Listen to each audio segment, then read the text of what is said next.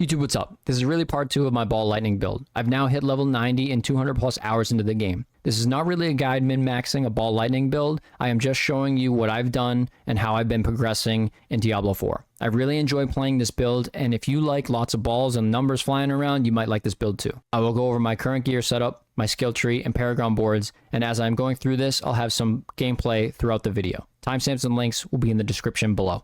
Alright, so now I'll go over the gear that I have for this build. Some upgraded pieces, but a lot of the stuff I still need to work on. So the first one is the helm here. 7% cooldown reduction, 92 life after kill. I like life after kill because it keeps you alive. Obviously, it helps. And then I really like the 137 life regeneration while not taking damage recently. So this means like in between mobs when you're running around and your health pool is a little bit low, it'll regenerate so you don't have to take a pot. So I like that. But obviously that can be replaced for something else later.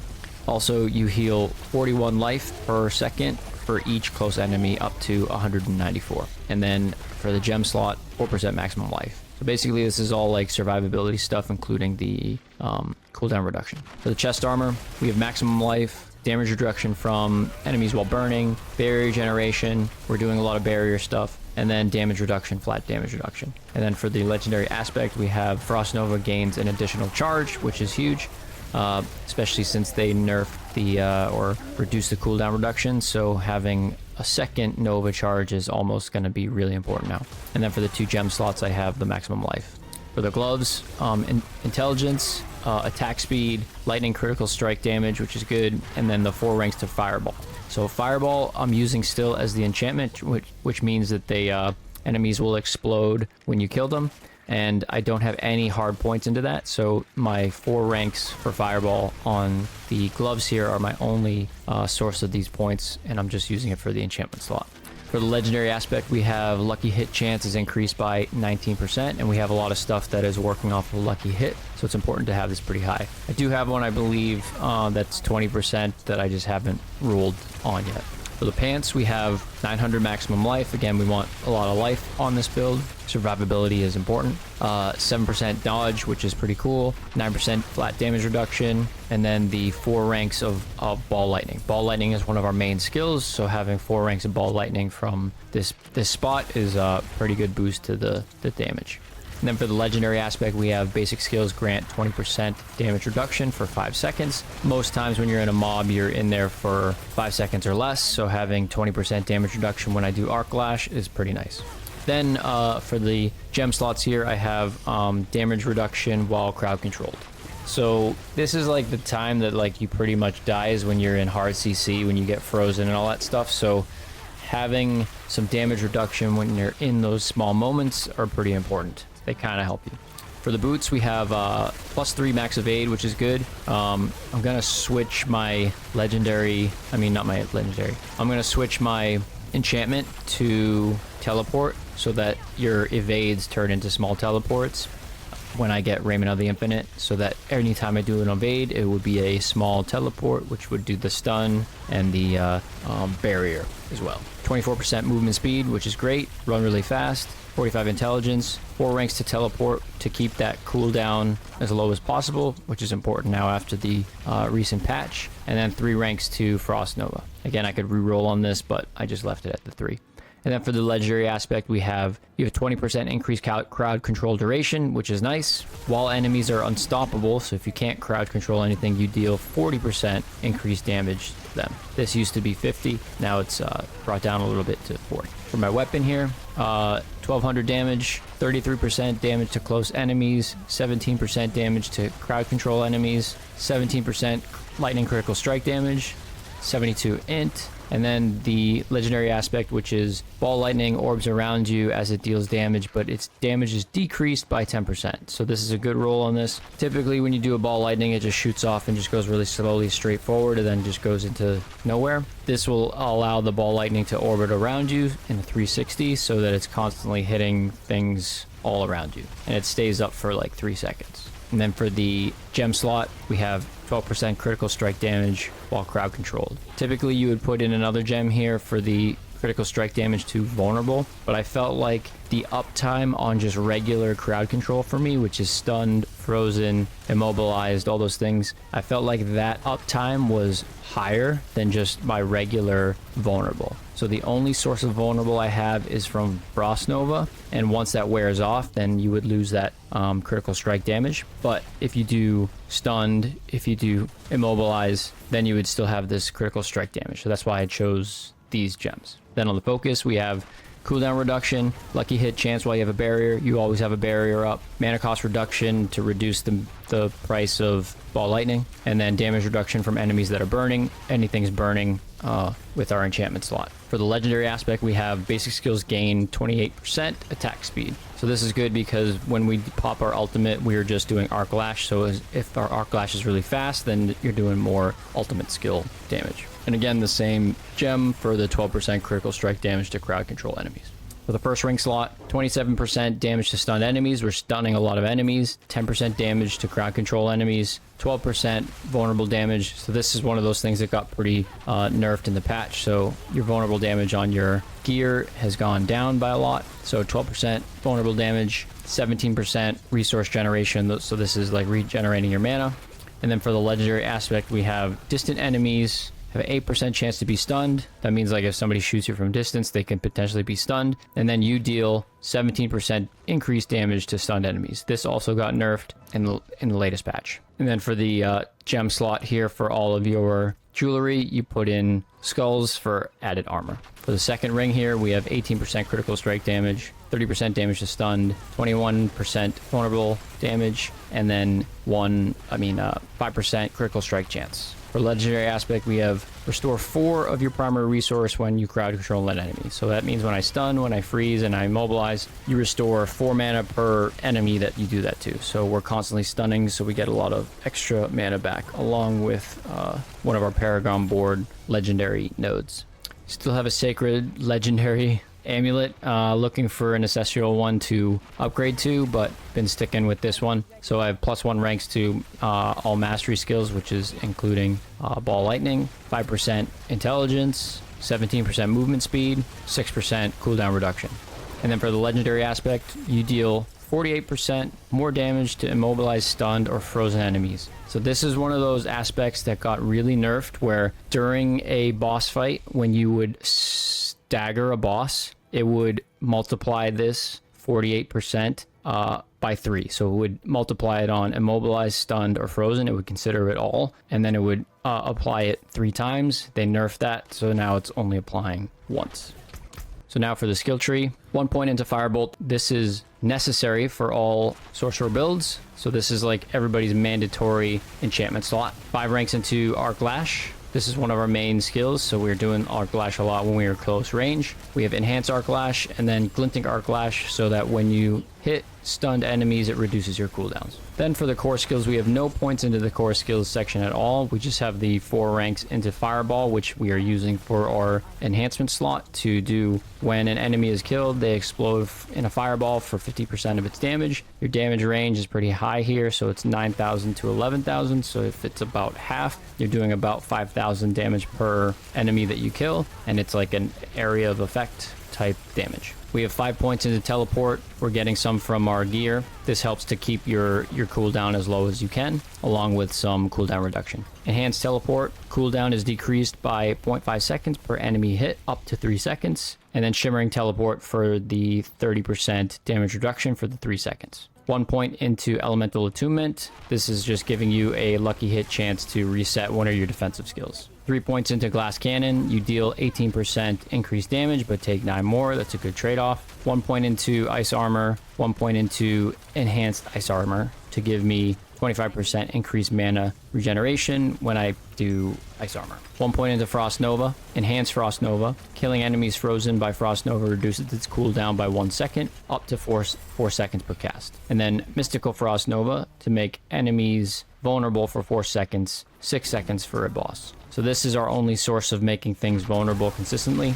So when we do a Frost Nova, it makes things vulnerable, and then we apply all of our vulnerable damage modifiers. In the conjuration section, we put the 3 points into precision magic for increasing your lucky hit to 15%. We're doing some lucky hit stuff, so we need that. Align the elements. So you now this has been buffed. You gain 3% damage reduction against elites for each second you haven't taken damage from 1 up to 40%. So this used to be only 1%, so now it's been increased to 3%. I only have the 1 point in here just to get down to the protection, which is using a cooldown grants 30% of your maximum life as a barrier for 3 seconds. I kind of want to use this one too, so I might take a point from somewhere else and put into Mana Shield, because I think that this is going to be pretty needed in the new patch, because it's going to be tough to survive. So you kind of have to prioritize some survivability things.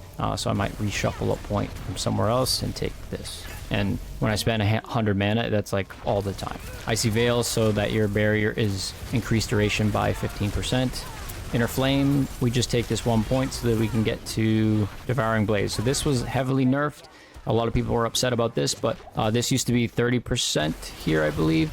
You deal 21% increased critical strike damage against burning enemies. If they're also immobilized, this bonus is increased to 30%. So this used to be 75% here. So now this is heavily nerfed, so you're getting a maximum of 30% if they're immobilized, and then 21 if they are not. And so I changed up the build a little bit, and I put the 3 points into this one so that I could get some immobilized enemies, or consistent way to get immobilized. So you have lucky hit. Your pyromancy skills have up to 15% chance to immobilize enemies for 2 seconds. 15 is pretty decent, but this chance is doubled while you're healthy. Since we have all that health regeneration and all that stuff to keep us healthy, we're always above like half. We're basically always full. So this is 30% increased chance to immobilize enemies, which is pretty good. And then you do extra damage from our gear and all that stuff when they're immobilized, and then you do the extra crit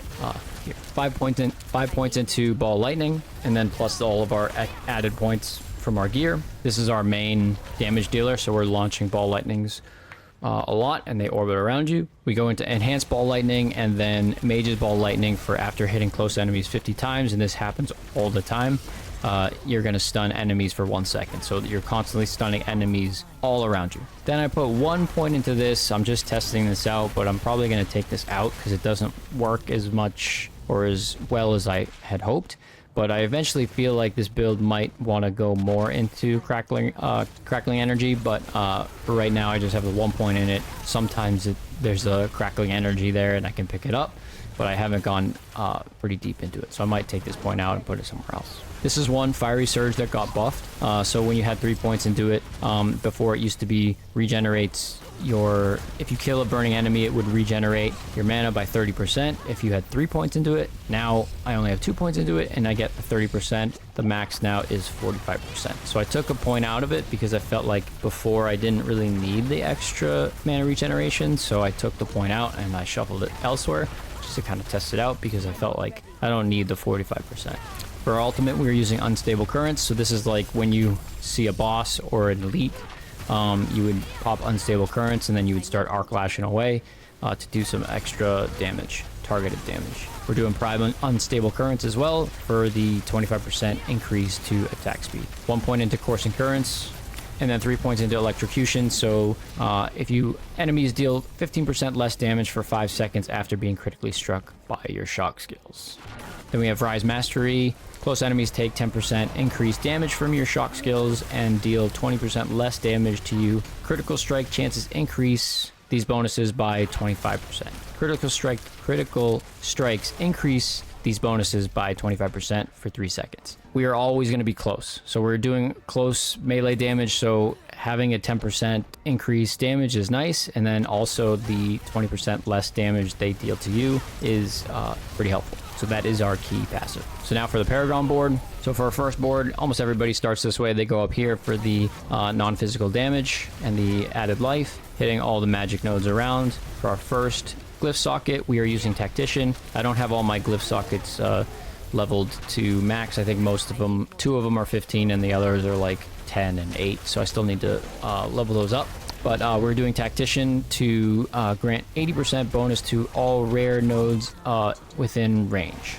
and then you deal 10% increased damage for 4 seconds after casting a defensive skill. We're constantly casting defensive skills, which includes Teleport, Frost Nova, and Ice Armor, so it's almost an increase of 10% all the time. And then the added bonus gives you more increased non-physical damage. For this whole thing, we have a heavy focus on non-physical damage. So going up here, we have our first board, which is the Enchantment Master board. We go up to this first rare node for extra non-physical damage and int, and we're taking all these magic nodes around for extra non-physical damage, and dex. For this glyph socket, we're using Enchanter. So again, this is not leveled to the max yet, but it's just increasing your non-physical damage. So for every 5 int, you have 3.2% increased non-physical damage. And then for each skill equipped in your enchantment slot, you gain 13% increased resistances. We're going up here for this next rare node, which is again more non-physical damage, but also 16% damage to elites. We're taking these magic nodes around for extra non-physical damage and more damage to elites. Then we go up to the left here to this rare node for more non-physical damage and maximum life. And then this is the next board that we attach first. We attach this board second, which is Frigid Fate. And this is the vulnerable board. So we're going into 20% vulnerable here. And the reason for attaching this one second is so that it allows you to hit the bonuses on these rare nodes, because it was the second one that you've added. So for this glyph socket here, we're doing Adept, and which is 75% mastery skill damage, because we're using Ball Lightning as one of our mains, so mastery skill, so it's nice to have the extra damage here. But the main reason for it is this additional bonus of mastery skills gain 20% increased area. So when your Ball Lightning is orbiting around you, it has a larger area, so it's hitting more monsters. And then for this rare node, we're doing more vulnerable damage, and then we're getting these magic nodes around for extra vulnerable damage. Then the third board that we add is over here, which is the Static Surge board. And we do want this legendary node for stunning close enemies restores 10 mana. So when you have all the enemies really close, which you're doing all the time, and then you stun them, you gain 10 mana for each enemy that you stun. So that really helps fill up your mana pool very quickly. So we want this legendary node. And then on this board, this is like the damage to stunned. So all these rare nodes, we're getting extra damage to stunned, and we're actually hitting this bonus one, so an extra 15. So this is 30% damage to stunned, and then 8 maximum mana. We're going with these magic nodes around for extra increase to mana and damage to stunned. For this one, we're doing the control glyph for 65% damage to crowd control enemies. And then also you deal 20% increased damage to stunned or frozen, and we're doing a lot of stunned and frozen. Then we go down here to this rare node for extra damage to stunned, and then 16% damage to elites. And then we're taking all the magic nodes around for extra damage to elites and extra damage to stunned. Then this is our next board, which is Elemental Summoner, and we're hitting this first rare node for the increased attack speed. So we want the 2.5% increased attack speed, and we have these other attack speed magic nodes as well. So the reason for this is your Ball Lightning is going to hit more often with a higher attack speed. So it's important to have attack speed for Ball Lightning, and Arc Lash for that matter. Then we are getting down to this last rare node for extra maximum mana as well as maximum life, and we're taking these magic nodes around. I'm level 90 right now, so I have quite a few points left to earn and use, so we'll probably exit out this way and make one more board, which would probably be a board for either going into Crackling Energy or Critical Strike, but I think I'm going to go into Critical Strike. I have one more board worth of points that I can do. So here we are doing a Helltide with the new patch.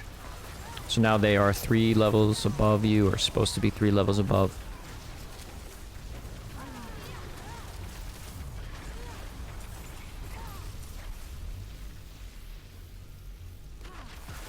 Just showing how to like move from mob to mob. Frost Nova. For this guy, I use Unstable Currents. For elites, I try and use Unstable Currents, so I try and save it. And you can see that it's stunning a lot of enemies around me, as well as making them vulnerable with Frost Nova, and immobilized from the fireball and burning.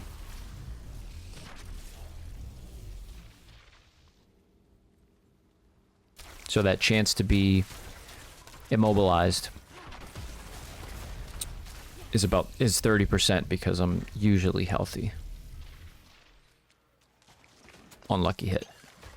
So first you have to lucky hit. So here's the, I think it's one of the Helltide bosses, and this is next to a level 100 ice shards. So you can kind of see it side by side. So you can see that you have a little bit more mobility, a little bit with Ball Lightning. You might not be as strong. Ice shards has to be static, standing still in order to attack. Whereas with Ball Lightning, I can freely kind of move around. I can dodge even. I can teleport and still have the Ball Lightnings flying around me and doing damage. And you can see that survivability is fine. A lot of barriers. You're not taking too much damage. A lot of defense stuff. Damage reduction and all that.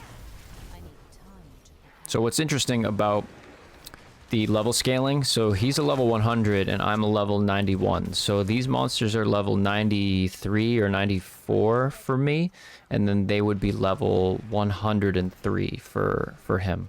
So that is kind of cool the way that works, so that we're able to kind of team up and still do relative damage. So it's not like because he's a 100 he's just absolutely blasting everything. It's all kind of to scale.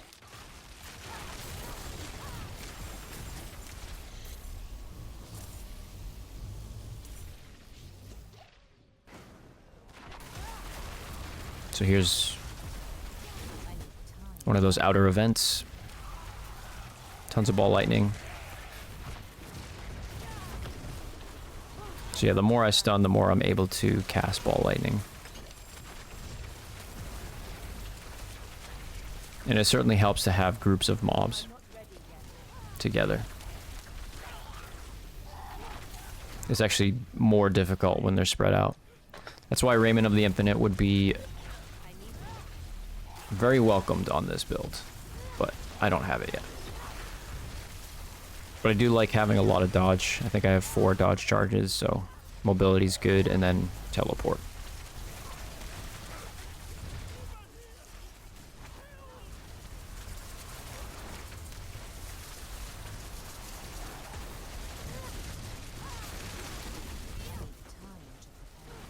So I think this is the way the game was intended. It's not, again, it's not very hard. There's not too many things really killing you. I mean, it's a Helltide, so they're not like super high level.